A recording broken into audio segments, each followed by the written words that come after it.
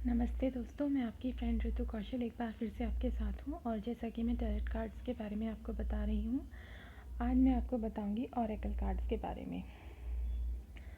Oracle cards जो होते हैं वो थोड़े ज़्यादा खूबसूरत और आकर्षक कार्ड होते हैं और डोरीन वर्शू इनकी जन्मदाता कहें तो कोई शक नहीं है। ये जो कार्ड्स होते हैं अपने आप में बहुत सुंदर होते हैं, लेकिन इनमें और टैरोट में एक ये गहन अंतर होता है कि टैरोट के अंदर 78 यानी कि 78 कार्ड्स होते हैं, जबकि ओरेकल्स के अंदर 40, 60, 50 इतने भी कार्ड हो सकते हैं। ओरेकल कार्ड्स दिखने में बहुत खूबसूरत होते हैं, आकर्षक होते हैं और ये एंजल्स के सीधे संदेश हम तक पहुंचाते हैं। ओरेकल कार्ड्स और टैरोट कार्ड्स दोनों ही माध्यम हैं हमारा साइकिक रीडिंग का, यानी कि रहस्यों को जानने का। टैरोट कार्ड की रीडिंग जब हम करते हैं तो वो ऐसे ही सामान्य रीडिंग नहीं होती है। टैरोट कार्ड एक रहस्यात्मक कार्ड होते हैं जिन्हें कहते हैं मिस्टीरियस कार्ड्स। ये एक अपने आप में अद्भुत ही बात है कि इन 78 कार्ड्स के अंदर मैं कह सकती हूँ कि विश्व का जब भी कोई व्यक्ति आएगा तो उसके लिए हर कार्ड के अंदर एक अलग संदेश होगा और उसे पढ़ने के कलाकार को, उसे समझाने के कलाकार को टैरोट कार्ड रीडर कहते हैं। संभवतः ये एक आसान काम नहीं है। ये बिल्कुल ऐसे ही है जैसे कि 5 साल मेडिकल की पढ़ाई करने के बाद कोई डॉक्टर बनता है या 4 साल इंजीनियरिंग की पढ़ाई करने के बाद कोई इंजीनियर बनता है। हम लोग भी 10 या 15 दिन में टैरोट रीडर नहीं बन जाते। मैं खुद को जानती हूँ, मैंने तकरीबन 3-3.5 साल इनका अभ्यास किया है और उसके बाद मैंने काफ़ी दिन फ्री रीडिंग की प्रैक्टिस के लिए। उसके बाद आज भी कभी मैं महसूस करती हूँ तो फेसबुक पर बैठकर प्रति क्वेश्चन बहुत ही कम मूल्य में रीडिंग करती हूँ। कारण इसका ये है कि इसके लिए अभ्यास और साधना की आवश्यकता होती है। साधना जो गुरु के दिशा निर्देश में होती है। कोई भी टैरोट रीडिंग का कोर्स जो होता है वो दिनों में नहीं होता, कम से कम 6 महीने से सीखने में लगते हैं और 2 से 2.5 साल इसके समझने में लगते हैं और फिर उसके बाद हम इनको पढ़ने में, समझाने में, बताने में सक्षम हो पाते हैं।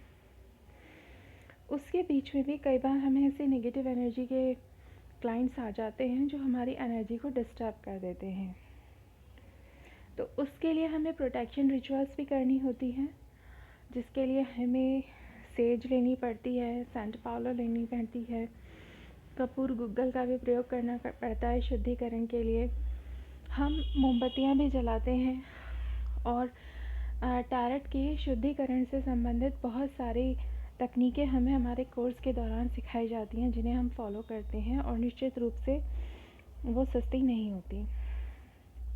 टैरोट कार्ड रीडिंग का भी ये नहीं होता कि आपने मुझसे अभी कहा कि मैम आप मेरे को ये रीडिंग करके दे दें तो मैं आपको तुरंत करके दे दूँगी। जी नहीं, मुझे उसके लिए अपना स्पेस क्लियरिंग करनी पड़ेगी, प्रिपरेशन करनी पड़ेगी, मेडिटेशन करना पड़ेगा, प्यूरिफिकेशन करना पड़ेगा और उसके बाद मैं टैरोट रीडिंग करने बैठूँगी।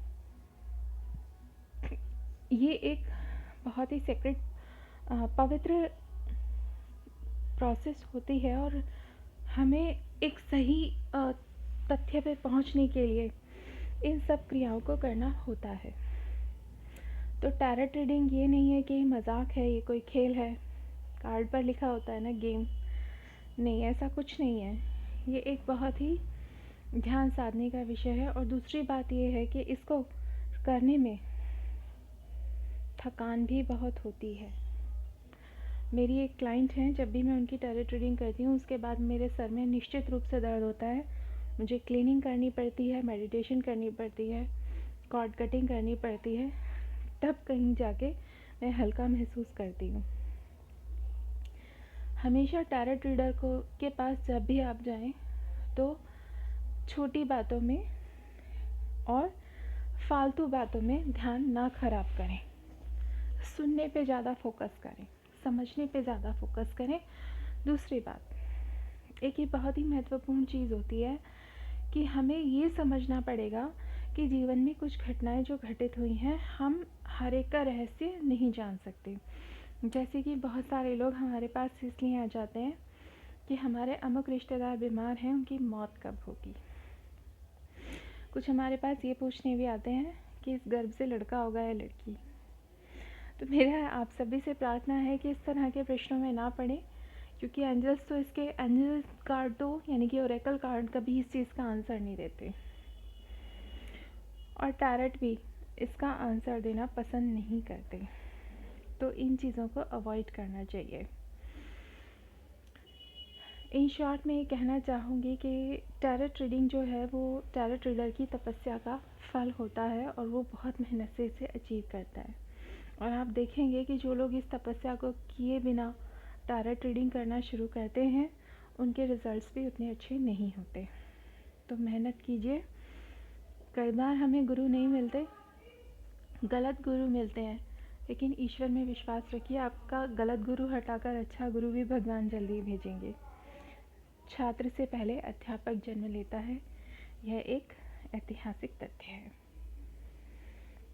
ऑरेकल कार्ड्स के बारे में मैं बात जो करूँगी वो ये है कि ये सीधे एंजल्स के संदेश होते हैं।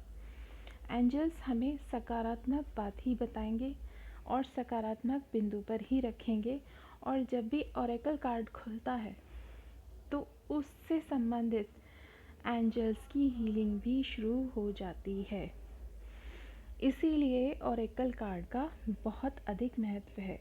मैं ऑरेकल कार्ड रीडिंग करती हूँ, और ये मेरा अपना अनुभव रहा है कि उस समय मैं महसूस करती हूँ जैसे कोई दिव्यात्मा मेरे आसपास आ चुकी है। ओशो का कार्ड करते हुए तो ये मेरा अनुभव रहा है कि मैं क्या बोलती हूँ मुझे याद ही नहीं रहता। यही मेरा मदर मैरी के कार्ड की रीडिंग के बाद होता है। तो ये अपना एक मेडिटेशन है लॉन्ग टर्म। किसी भी डेक को लेकर तीसरे दिन से ही रीडिंग शुरू नहीं हो जाती है, उसके ऊपर लंबे समय तक काम होता है, और उसके बाद उसका प्रतिफल आता है। आशा करती हूँ जिन लोगों ने मुझसे पूछा कि आप रीडिंग कैसे करती हैं और इसका क्या अभ्यास है, उनको मैंने संतुष्ट किया है। इसी के साथ इस वीडियो को यहीं समाप्त करती हूँ। धन्यवाद।